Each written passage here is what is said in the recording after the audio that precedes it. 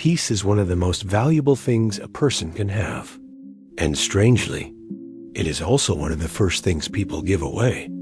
To noise, to pressure, to the opinions of strangers, to unanswered messages, to one awkward conversation at 11:42 in the morning that somehow ruins the emotional climate of the entire day. Most people do not lose their peace all at once. They lose it in fragments. A little to stress, a little to overthinking, a little to comparison, a little to people who arrive in every room, like emotional weather systems with no warning label. And after a while, they no longer feel like themselves.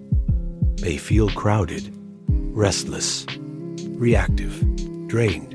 So how do you protect your peace in a world that is constantly trying to enter your mind? Welcome to the Silent Mastery. The first thing to understand is that peace is not just a feeling. It is not something that appears only when life becomes perfect.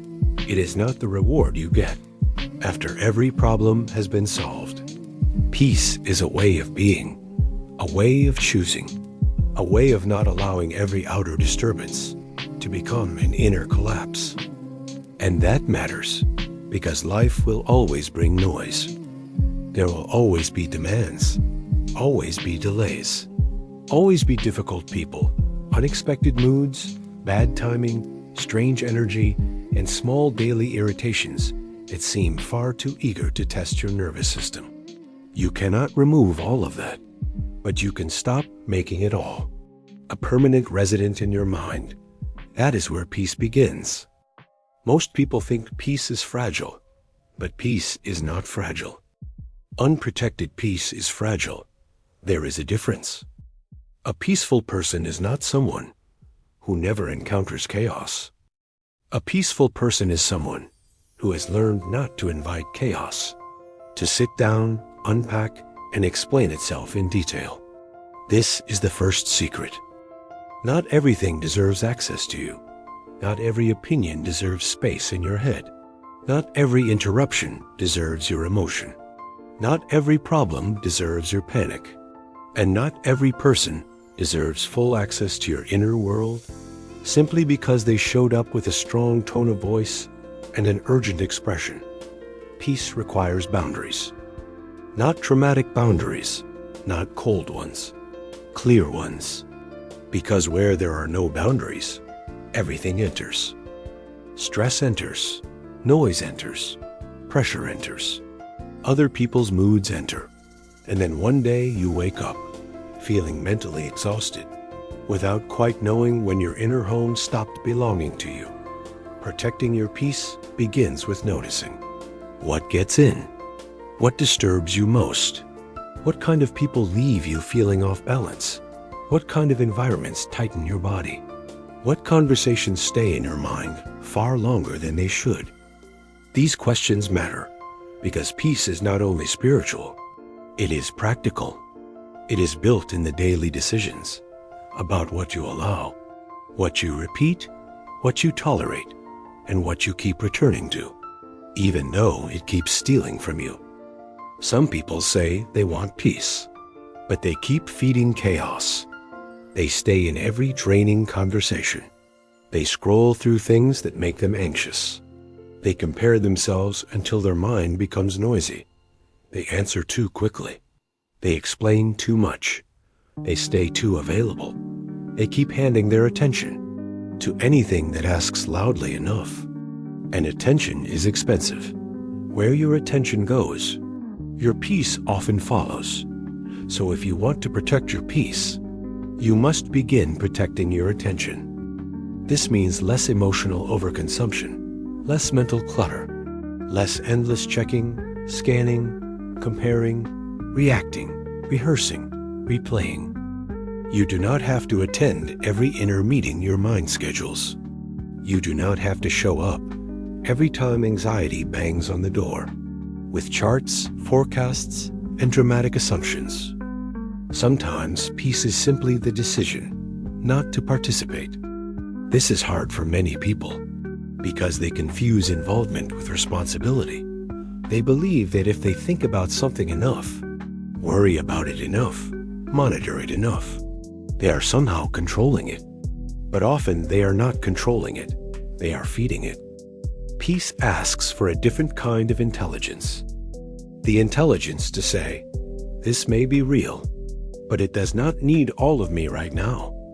That sentence alone can save you a lot of suffering. Protecting your peace also means watching your pace. Many people do not lose peace because life is impossible.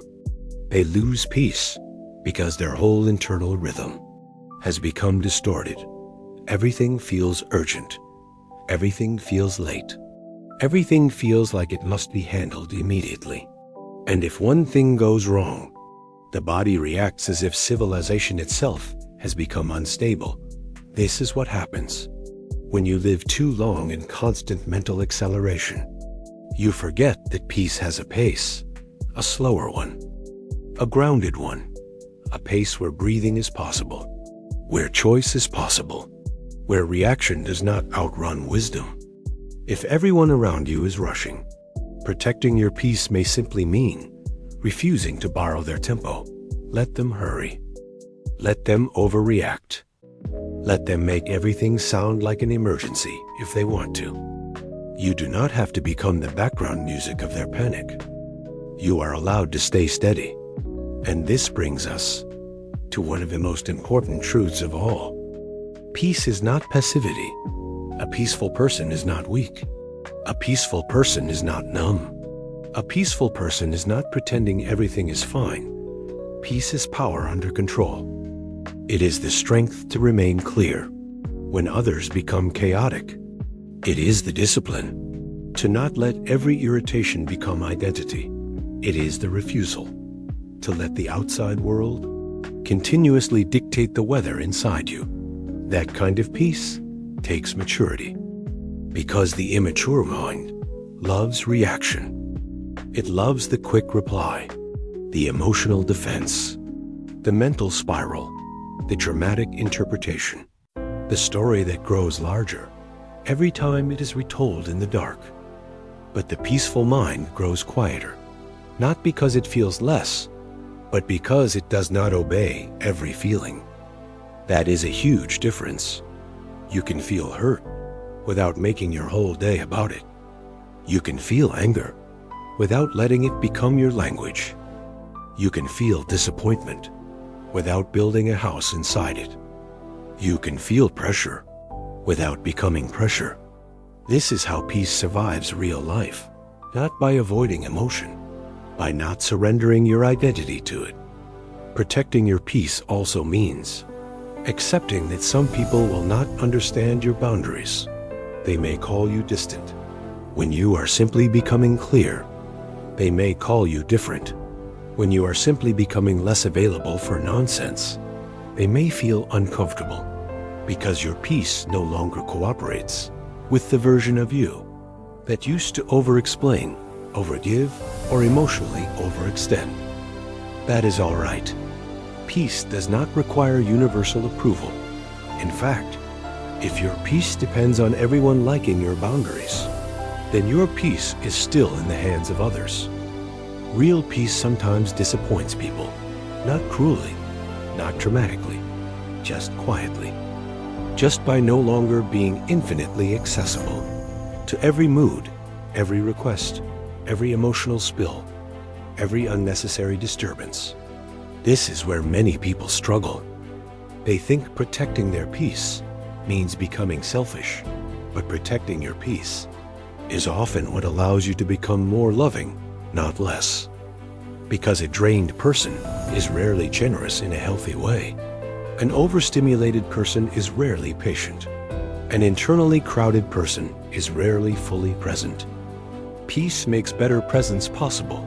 Peace makes better listening possible. Peace makes wiser responses possible. Without peace, you may still be nice, but you are often fragmented. So how do you protect your peace in practical terms? First, reduce unnecessary exposure. Not everything deserves your time. Not everyone deserves immediate access. Not every conversation needs to continue. Second, Stop over-explaining.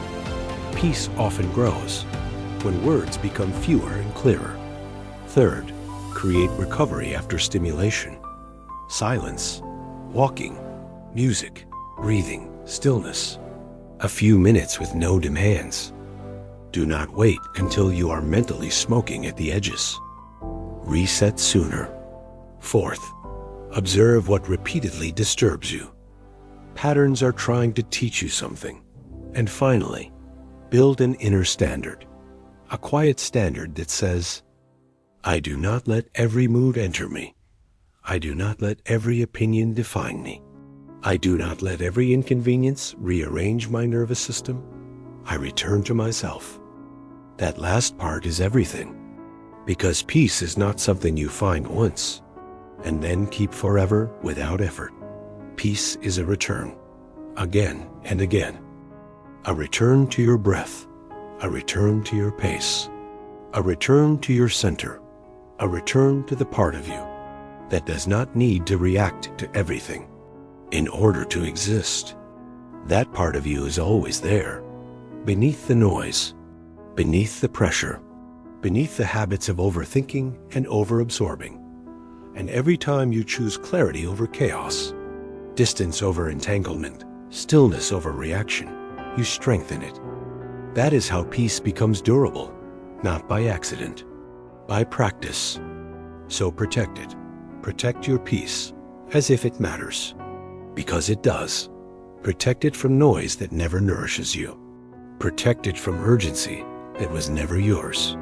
Protect it from people who only feel familiar because you learned too young to call chaos normal. Protect it gently. Protect it clearly. Protect it without guilt, because peace is not a luxury. It is a form of inner order, a form of wisdom, a form of strength. And the more you protect it, the more you begin to realize that a calm life is not built by chance. It is built by what you stop letting in. If this message spoke to you, subscribe to The Silent Mastery. For more reflections on calm, self-mastery, emotional balance, and inner peace. Until next time, guard your mind, protect your energy, and let your peace remain yours.